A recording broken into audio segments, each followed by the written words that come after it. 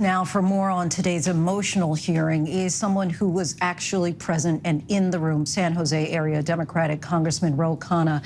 Congressman, thank you so much for your time tonight. You certainly were there and heard brave fourth grader Mia testifying today about how she had to smear the blood on herself to pretend to be dead in an effort to stay alive. You also heard from dads and moms. Let's take a listen to Kimberly Rubio, who lost her daughter Lexi.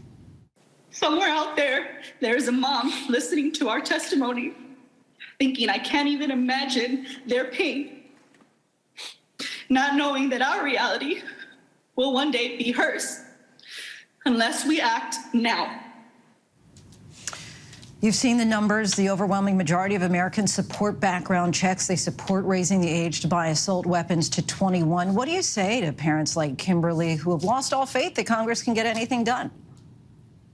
As a father, it was just heartbreaking sitting through that. And when she talked about her daughter, Lexi, and the hopes Lexi had of getting a scholarship to go play soccer and becoming a lawyer, it was just devastating. And you had so much testimony from parents who had lost their kids to this senseless violence.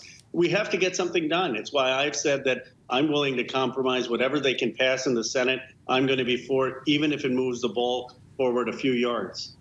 You're a father of two young children. How concerned are you when you're sending them off to school each day? Well, like any parent, I'm concerned. I mean, it is as it is when you're a parent and you have your kids go off to school. It's tense, it's nervous, especially with young kids, and this just adds trauma. But I'm also concerned about this whole generation that's being raised of fearing school shootings, where in my district they do drills sometimes of hiding under their desk or running. I mean, that's no way as a young person to be raised in America. We should not make this a political issue. This should be about the safety and well-being of America's children. Congressman, you suggested today social media companies should bear some responsibility here, as the Uvalde shooter posted pictures of his assault rifles on Instagram and messaged about the violence. What can Congress do to force these companies' hands, many of whose headquarters are located right in your district, to better regulate their content?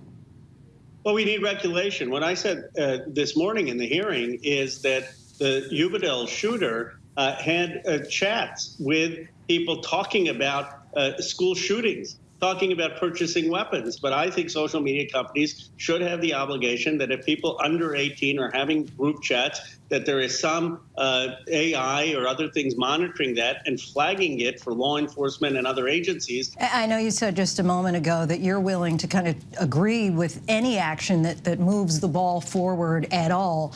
Is there, would you say, any area of common ground that you see that you feel that the House will be able to agree on with regard to gun control? Or at this point, are you waiting to see what, if any, bill passes in the Senate? I thought the common ground could be don't have military-style weapons for an 18-year-old and raise it to 21. We're now hearing that even that is too much for some Republicans. So the current conversation is, well, can you have extended background checks for those who are 18 so you at least have a waiting period of 2 to 3 weeks before they could get those weapons?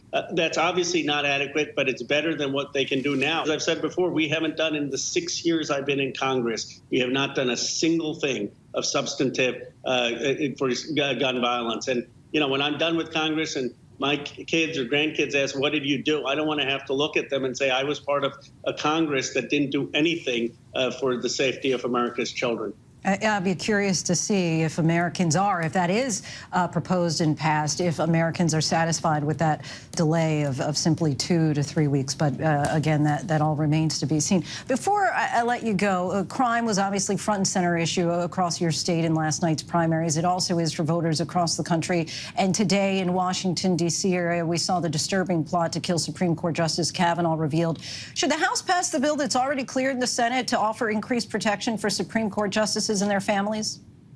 Yes. I mean, it's appalling that anyone would consider committing violence against a Supreme Court justice, Supreme Court Justice Kavanaugh. Look, I vehemently opposed his nomination, and there's a way to do that in this country. It's the democratic process. But to threaten harm is outrageous, and I am concerned about the safety of all our Supreme Court justices. Justice to-be Jackson has a young family. I mean, they do need protection. Congressman, we thank you so much for your time. Really appreciate you coming back on the show. Thank you. Hi, everyone. George Stephanopoulos here. Thanks for checking out the ABC News YouTube channel. If you'd like to get more videos, show highlights, and watch live event coverage, click on the right over here to subscribe to our channel. And don't forget to download the ABC News app for breaking news alerts. Thanks for watching.